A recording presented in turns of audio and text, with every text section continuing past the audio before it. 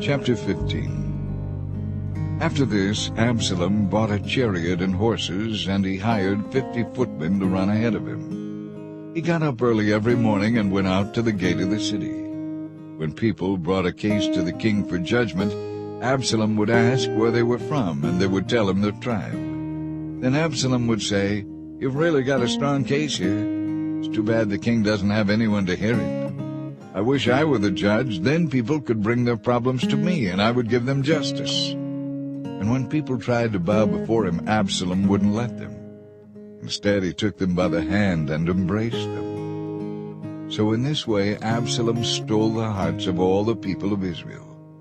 After 4 years, Absalom said to them, "Let me go to Hebron to offer a sacrifice to the Lord in fulfillment of a vow I made to him. While I was at Geshur, I promised to sacrifice to him in Hebron if he would bring me back to Jerusalem." "All right," the king told him. "Go and fulfill your vow." So Absalom went to Hebron. But while he was there, he sent secret messengers to every part of Israel to stir up a rebellion against the king. "As soon as you hear the trumpets," his message read, "you will know that Absalom has been crowned king in Hebron." He took 200 men from Jerusalem with him as guests, but they knew nothing of his intentions. While he was offering the sacrifices, he sent for Ahithophel, one of David's counselors who lived in Gilo.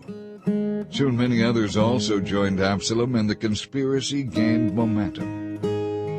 A messenger soon arrived in Jerusalem to tell King David, "All Israel has joined Absalom in a conspiracy against you." "We must flee at once, or it will be too late," David urged his men. "Hurry, if we get out of the city before he arrives, both we and the city of Jerusalem will be spared from disaster." "We are with you," his advisers replied. "Do what you think is best." So the king and his household set out at once. He left no one behind except 10 of his concubines to keep the palace in order. The king and his people set out on foot, and they paused at the edge of the city to let David's troops move past to lead the way. There were 600 Gittites who had come with David from Gath, along with the king's bodyguard. Then the king turned to Ittai, the captain of the Gittites, and asked, "Why are you coming with us? Go on back with your men to King Absalom, for you are a guest in Israel, a foreigner in exile. You arrived only yesterday, and now should I force you to wander with us? I don't even know where we will go. Go on back and take your troops with you, and may the Lord show you his unfailing love and faithfulness."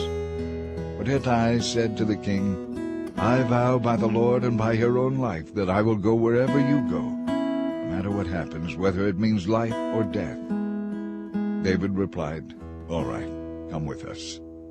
So Ittai and his 600 men and their families went along.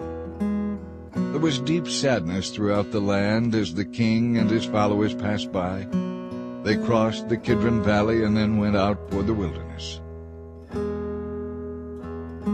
To help you keep your motives clear.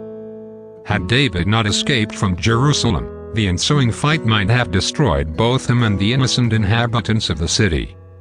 Some fights that we think necessary may be costly and destructive to those around us. In such cases, it may be wise to back down and save the fight for another day, even if doing so hurts our pride. It takes courage to stand and fight, but it also takes courage to back down when you must, for the sake of others. Thank you for taking time to listen to the Word of God today. God bless you.